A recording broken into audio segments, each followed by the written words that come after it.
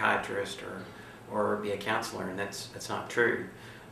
Most agencies prefer to hire social workers, including the VA, because we have a standardized curriculum. I mean, it's a national accreditation process we go through, so it's like a quality control that a lot of the other mental health disciplines don't have, with the exception of psychology and psychiatry. So I think those would be the things. And the other is not to just listen to kind of my perspective, because it's based on what I've experienced and kind of the lens that I wear, but talk to other social workers. Again, there's a lot of diversity in social work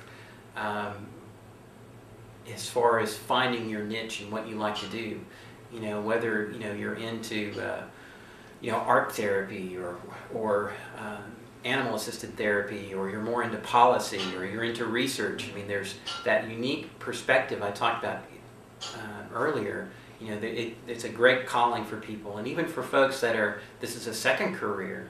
I think they think there's a great deal of training that's involved, and yes, there is, especially for clinical work, there's a good 2 years that gets you started. It's kind of a license to learn. But really, social work welcomes in other occupations and folks from other disciplines, because it helps us build our richness and expands our definition of social work. So, and I think that's unique, is social work is kind of because we pull from the other disciplines, is that we're much more likely to change and grow and to adjust to society and to the different, how we think about ourselves versus the other disciplines. So we're kind of we're a welcoming profession, in other words. So it's a good place to change or to come into, especially if you're tired of your current job. Again, when you get a degree from social work from an accredited program, you leave with a set of skill sets that will provide you with the tools you need to be a social worker, to go problem solve and work with people in communities that need support.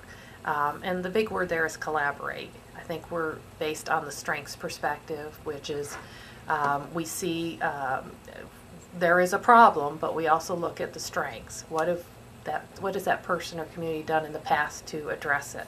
What are they doing to cope? What do they have? What strengths that can help them move beyond this problem or address the problem?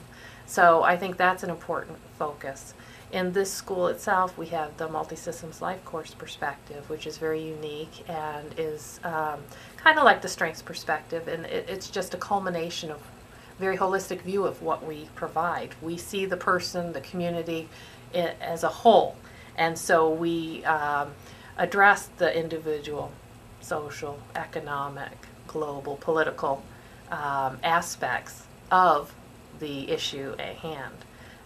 Again, we also have the code of ethics that helps drive our practice and to help provide boundaries and maybe some clarification on where we stand as a field. And I think as social workers, we're also committed to lifelong learning.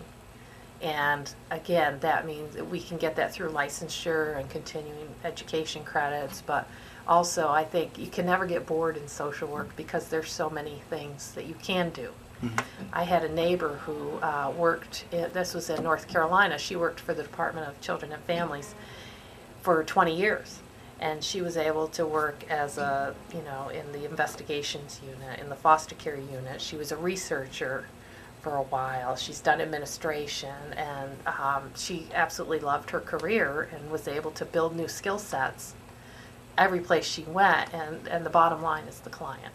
Mm-hmm. Everything we do should be about that client, whether it's an individual or a community or whatnot. And so we are always striving and committed to increasing our skill sets.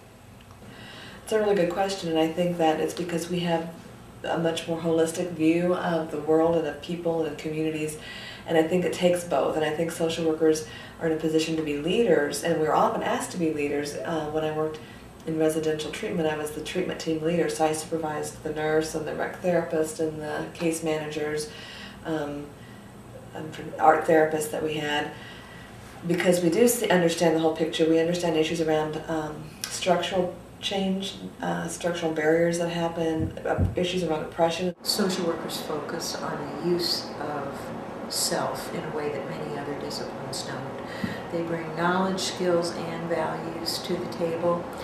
And that use of self means that we have a warmth, we have a kind of compassion that we bring to our work that it is unusual. I mean, you certainly see it in other helping professions, but social workers bring a genuineness and warmth to their work that is sets them apart, and also that idea of working at multiple levels with clients is another huge piece of that. I mean, one of the things that sets us apart is your clients don't care how much you know till they know how much you care, and that's absolutely fundamental to establishing a relationship that lends itself to success. I think I really want to say, maybe more than anything else, how happy I am that I made the decision I did to become a social worker. I have never regretted it. It has always felt fresh to me, even when, you know, you're tired, you're worn out, sometimes discouraged, but still you're surrounded by people who believe in the potential for change at many different levels. What's the most important thing for students to know? How do we make them better practitioners and getting away from this academic model of more papers and this, because that's what we all grew up with and academically, but how can we think outside the box? I think social work is all about that, thinking outside the box. I think something that's unique to social work that I saw when I was describing, think about these different systems of, you know, working with sergeants and stuff, and not just the identified patient or client, is we can not only see the trees in a forest, but we can see the forest. And we always take that for granted, that we can see the biopsychosocial approach, that we can see all dimensions of a person. We understand the roles of psychiatry and medicine and education and income and finance and assets and person, the environment. We can see the whole picture, and that is so unique, and we don't take credit for it. And other disciplines are starting to find that, and I just think we need to stand up and really advocate for ourselves and really promote that image, because it's that holistic person that really is something we need to do to adequately take care of people and help them change and to grow. Well, you get to work with people. You know, I love working with people. I love learning.